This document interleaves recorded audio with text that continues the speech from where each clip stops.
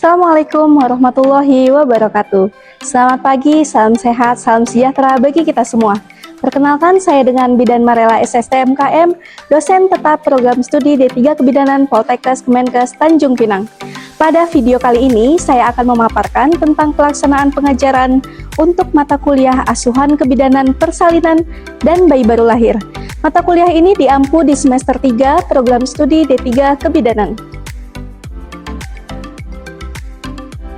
Mata kuliah asuhan kebidanan persalinan dan bayi baru lahir ini merupakan mata kuliah wajib dengan bobot 2 SKS yang ditempuh mahasiswa pada semester ketiga. Mata kuliah ini membekali mahasiswa dengan pengetahuan dan keterampilan dalam memberikan asuhan kebidanan yang komprehensif bagi ibu bersalin dan juga bayi baru lahir.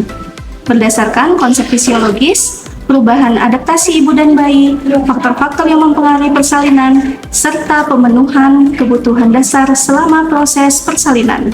Selain itu, mahasiswa juga akan mempelajari penerapan evidence-based practice dalam persalinan, manajemen kebidanan, pendokumentasian asuhan secara tepat untuk mendukung pelayanan kebidanan yang aman, berkualitas, dan berpusat pada ibu juga bayi. Adapun capaian pembelajaran yang ingin saya kembangkan antara lain, yang pertama, mahasiswa mampu menguasai keilmuan kebidanan dan juga keilmuan lain yang menunjang praktik pelayanan kebidanan sesuai kompetensi dan kewenangan bidan vokasi. Kedua, mahasiswa mampu melakukan komunikasi, edukasi dalam upaya promotif dan preventif dengan media dan metode yang relevan bagi optimalisasi kesehatan perempuan, keluarga, juga masyarakat. Terakhir, yang ketiga, mahasiswa mampu melakukan asuhan kebidanan esensial dengan pendekatan manajemen kebidanan pada bayi baru lahir, bayi dan balita, serta anak prasekolah, masa kehamilan, masa persalinan, masa nifas, dan menyusui, kesehatan perempuan, pelayanan keluarga berencana. Seluruh capaian ini tercantum dalam RPS yang telah saya susun dan didokumentasikan di dalam Sister. Dalam 16 pertemuan perkuliahan, materi saya susun secara sistematis, mulai dari konsep umum, perubahan dan adaptasi fisiologi dan psikologi pada ibu bersalin, hingga manajemen dan pendokumentasian asuhan kebidanan. Topik inti yang menjadi fokus antara lain tentang partograf, di mana memuat definisi partograf, fungsi partograf, dan pengisian partograf. Metode pembelajaran utama yang saya terapkan adalah ceramah interaktif dan case-based learning. Saya memilih metode ini karena pengisian partograf memerlukan kemampuan mengintegrasikan teori dengan data klinis melalui video kasus simulasi persalinan, sehingga dapat meningkatkan kemampuan analisis dan juga pengambilan keputusan klinis. Hal ini relevan dengan mata kuliah asuhan kebidanan persalinan karena membantu mahasiswa menerapkan teori pada kasus persalinan. Melalui metode ini, mahasiswa diharapkan mampu menganalisis data dan mengisi partograf secara tepat sesuai dengan capaian pembelajaran. Selain itu, saya memanfaatkan media pembelajaran berupa slide presentasi, video simulasi, alat peraga partograf, dan worksheet pengisian partograf untuk mendukung pemahaman mahasiswa. Inovasi yang saya kembangkan dalam pengajaran ini adalah penggunaan video simulasi persalinan yang dipadukan dengan case-based learning dan praktik langsung pengisian partograf. Melalui pendekatan ini, mahasiswa tidak hanya memahami konsep, tapi juga berlatih menganalisis data klinis dan mengisi partograf berdasarkan kasus yang ditampilkan. Penerapan inovasi ini meningkatkan keaktifan mahasiswa dalam diskusi, kemampuan analisis kasus, serta ketepatan pengisian partograf sesuai kondisi klinis. Assalamualaikum warahmatullahi wabarakatuh. Waalaikumsalam warahmatullahi wabarakatuh. Gimana kabarnya semua? Sehat kan? Sehat, Bu. Alhamdulillah pada sehat semua ya. Karena pada hari ini sesuai dengan yang kita janjikan bahwa sudah akan masuk ke materi mata kuliah asuhan kebidanan persalinan dan bayi baru lahir. Pertemuan kali ini adalah pertemuan ke-7, di mana mendukung CPL kedua. Lulusan mampu menguasai keilmuan kebidanan dan keilmuan lain yang menunjang praktik pelayanan kebidanan sesuai kompetensi dan kewenangan bidan vokasi termasuk dengan masalah kesehatan paru. Kemudian dituangkan dalam sub CPMK 1.5 di mana mahasiswa mampu menjelaskan prosedur keterampilan pada asuhan persalinan dan bayi baru lahir. Topik pada hari ini merupakan sub CPMK 1 di mana mahasiswa mampu menjelaskan prosedur keterampilan asuhan persalinan dan bayi baru lahir. Adapun topik pembelajaran kita hari ini yang pertama adalah pengertian partograf. Yang kedua adalah manfaat partograf, dan yang ketiga adalah cara pengisian partograf. Nah, amati gambar berikut ini. Di sini menunjukkan sebuah situasi pada gambar. Situasi apa kira-kira yang ditunjukkan pada gambar tersebut? Ibu yang sedang merasa nyeri dalam proses persalinan. Betul sekali. Selanjutnya, asuhan apa yang dilakukan bidan sesuai situasi tersebut? Ya, silahkan, Kalista. Begini Bu, kalau menurut saya asuhan yang sedang dilakukan itu ada asuhan sayang ibu, teknik relaksasi, sama pemantauan kala satu. Baik, betul. Bagus sekali ya. Betul, seperti itu yang memang ditunjukkan pada gambar berikut. Selanjutnya, sesuai dengan kasus yang ada pada gambar, keterampilan apa sih yang harus dikuasai oleh seorang bidan sesuai dengan yang ditunjukkan pada gambar? Iya.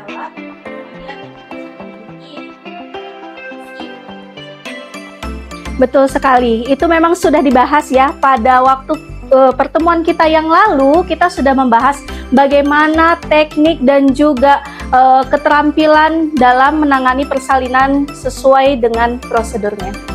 Adapun tujuan pembelajaran kita pada hari ini diharapkan setelah mengikuti perkuliahan, kalian akan mampu menjelaskan pengertian partograf, menjelaskan manfaat partograf, dan mampu melakukan pencatatan partograf pada persalinan kala 1 hingga kala 4. Jadi kegiatan kita pada hari ini, Ibu akan menjelaskan tentang pengertian partograf, manfaat dari partograf, dan bagaimana cara pengisian partograf.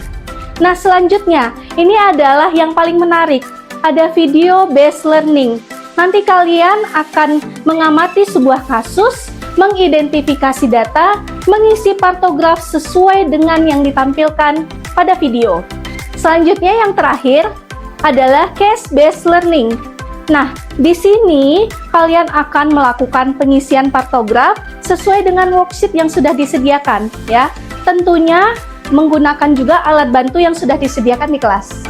Seperti itu. Partograf itu apa sih? Nah, partograf adalah alat bantu yang digunakan untuk memantau proses persalinan. Sekaligus ini menjadi alat bantu bagi tenaga kesehatan untuk memantau sebuah proses persalinan. Manfaat dari partograf.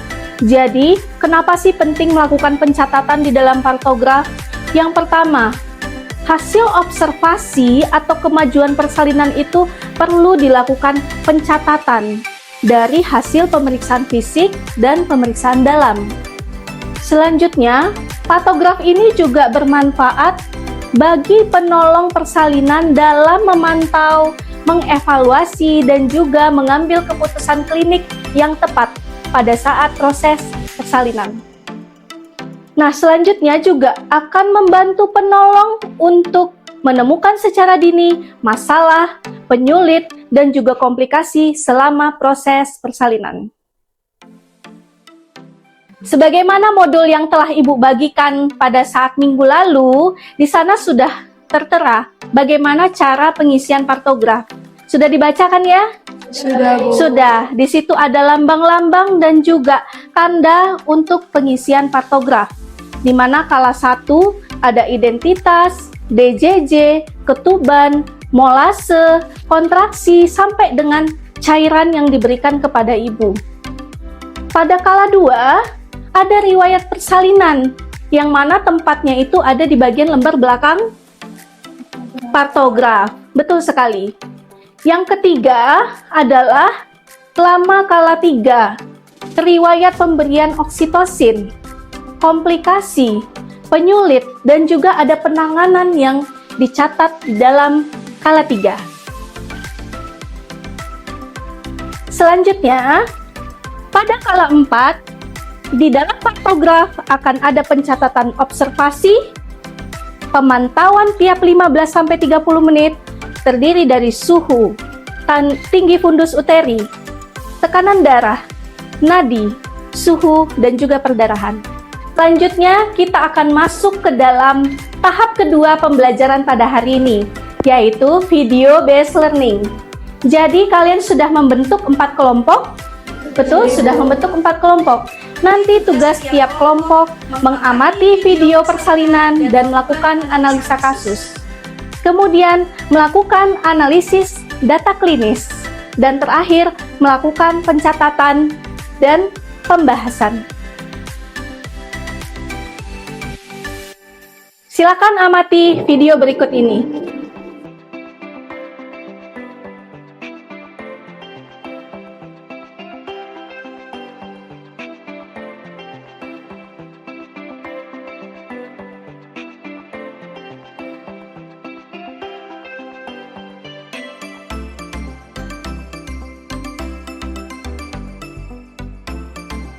Gimana tadi? Sudah dilihat ya videonya? Sudah, Bu. Ya. Sudah diamati dengan seksama? Sudah dicatat di dalam worksheet-nya? Sudah, Bu. Sudah. Baik, jika sudah, kita akan coba peragakan menggunakan alat bantu yang ada di depan kelas, ya. Jadi, sesuai dengan diskusi yang sudah dilakukan kelompok 1, hal apa yang perlu kita catatkan pertama kali di dalam pantograf? Ya, betul sekali. Silakan coba dituliskan ke depan. Di mana pencatatannya? Ya, betul sekali ya. Sesuai dengan video yang diamati. Nah, selanjutnya, apalagi yang perlu kita lakukan pencatatan di dalam kala 1 sesuai dengan hasil diskusi kalian tadi? Izin menjawab, Bu. Denyut jantung janin, Bu. Denyut jantung janin. Berapa tadi denyut jantung janin yang diamati? Dari 140 kali per menit, Bu. Betul. Kemudian di setengah jam berikutnya? 145 kali per menit, Ibu. Selanjutnya? 148 kali per menit. Nah, berdasarkan denyut jantung tersebut yang kamu analisa, kira-kira apakah denyut jantungnya normal? Masih dalam kategori normal, Ibu. Iya. Berapa kali kategori normalnya? Dari 120 sampai 160 kali per menit. Ya, silakan coba dituliskan ke depan.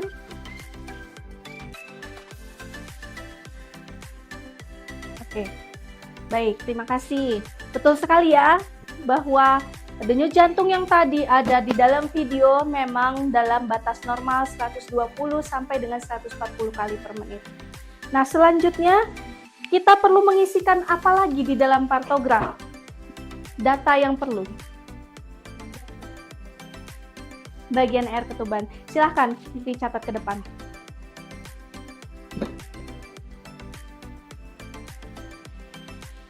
Ya. Betul sekali ya. Terima kasih ya Frita sudah maju ke depan. Baik, pada kala 1 sudah terisi semua ya. Kemudian akan dilanjutkan dengan kala 2. Di mana kala 2 itu masa pengeluaran bayi. Tadi sudah diamati pada saat prosesnya? Sesuai video sudah ya. Kelompok kala 2 tadi yang mana? Yang ini ya. Silahkan. Tadi sesuai dengan pengamatan yang kalian sudah lakukan, apa saja analisa kalian terhadap kala 2 yang perlu dilakukan pencatatan di dalam pantograf? Ada yang bisa menjawab? Saya, Bu. Ya, silahkan. Izin menjawab, Bu. Tempat persalinan dan pendamping persalinan. Pendamping persalinan, tempat persalinan. Kemudian ada apa lagi? Izin menjawab, Bu. Ya, Setelah saya amati video tadi, tidak adanya tindakan episiotomi, ya. dan tidak ada juga kejadian kawat janin. Betul sekali. Sehingga kita perlu menuliskannya ke dalam pantograf. Bisa bantu Ibu untuk menuliskan atau mencatatnya ke dalam pantograf? Ya, silakan.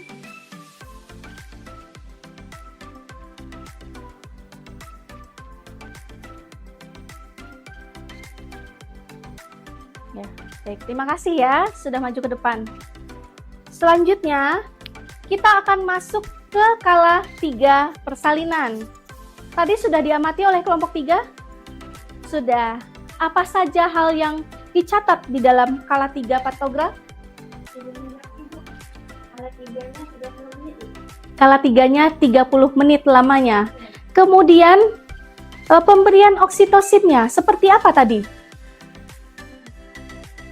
1 menit. Baik, silahkan catatkan ke depan.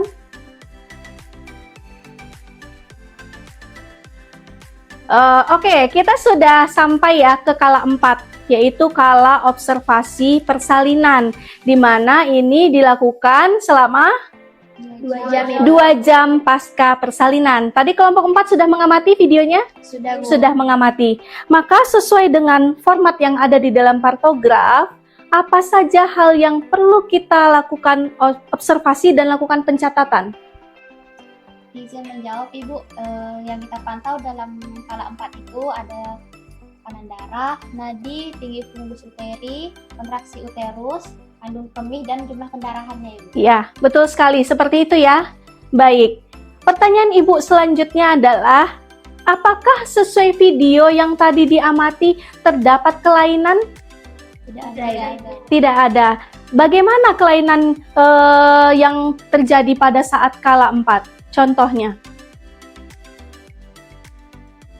Kontraksinya tidak keras, Ibu. Kontraksinya tidak baik. Kemudian apalagi? Terjadi pendarahan. Betul sekali, terjadi perdarahan ya.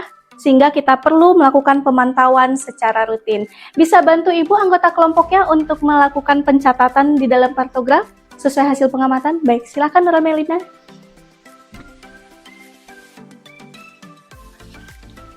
Ya. Di mana dilakukan pencatatannya? Ya, silahkan kamu tuliskan. Oke, baik, kita sudah sampai ya ke akhir perkuliahan. Sebelum Ibu akhiri perkuliahan, kita akan simpulkan materi pada hari ini. Ada yang bisa menjelaskan kembali apa itu partograf? Saya, Ibu. Iya, silakan Kalista. Izin menyimpulkan ya, Bu. Jadi dari saya sendiri, untuk pengertian partograf itu adalah suatu alat yang digunakan untuk memantau kemajuan persalinan sekaligus membantu petugas kesehatan untuk mengambil keputusan secara klinis. Iya, betul sekali ya jawabannya. Betul sekali jawaban yang tadi disampaikan oleh temannya ya. Dan juga kita tadi sudah membahas tentang manfaat partograf. Masih ingat tadi manfaat partograf itu apa? Iya, silakan. Ya. Kemajuan pembukaan praktik melalui pemeriksaan darah. Selanjutnya itu yaitu membantu penolong persalinan dalam memantau, mengevaluasi, membuat keputusan klinik tepat dan cepat. Ya. Yang ketiga yaitu memudahkan penolong persalinan dalam menemukan secara dini masalah atau penyulit dan persalinan sehingga dapat segera mengambil tindakan. Iya, betul sekali ya. Jadi tentunya partograf ini sangat penting dipelajari oleh seorang bidan pada saat melakukan asuhan persalinan di lahan praktek, seperti itu.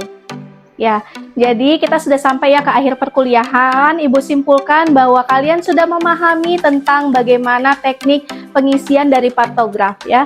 Pada saat nanti melakukan praktik di lahan praktik, silakan mengaplikasikan apa yang telah dipelajari hari ini pada saat melakukan pengisian partograf. Apakah ada yang ingin ditanyakan kembali sebelum Ibu tutup perkuliahan pada hari ini? Jelas, Bu. Tidak ada. Sudah jelas semua yang disampaikan? Sudah, Bu. Sudah jelas. Baik, tadi Ibu juga sudah menyiapkan materinya ke dalam link G Drive. Silakan diakses oleh masing-masing mahasiswa. Di sana sudah ada contoh kasus, kemudian ada form partograf yang sudah diisi, dan ada form partograf yang masih kosong. Silahkan nanti dilakukan pengisian secara mandiri di rumah sehingga nanti kalian lebih mahir dalam melakukan pengisian partograf. Ibu tutup untuk perkuliahan kita pada hari ini dengan hamdalah. Alhamdulillahirabbil alamin. Wassalamualaikum warahmatullahi wabarakatuh. Waalaikumsalam warahmatullahi wabarakatuh. Terima kasih, Bu. Terima kasih telah mengikuti pembelajaran mata kuliah asuhan kebidanan persalinan dan bayi baru lahir. Semoga materi yang telah dipelajari tidak hanya menambah pengetahuan, tapi juga membentuk keterampilan, ketelitian, empati dalam memberikan asuhan yang aman serta berpusat pada ibu dan juga bayi. Setiap persalinan adalah awal dari sebuah kehidupan. Di tangan bidan yang kompeten dan penuh kasih, awal kehidupan akan mendapatkan kesempatan terbaik untuk tumbuh dan juga berkembang. Sampai jumpa pada sesi pembelajaran berikutnya. Terus belajar, terus mengasah kompetensi dan jadilah bidan profesional serta menginspirasi. Demikian saya sampaikan. Wassalamualaikum warahmatullahi wabarakatuh.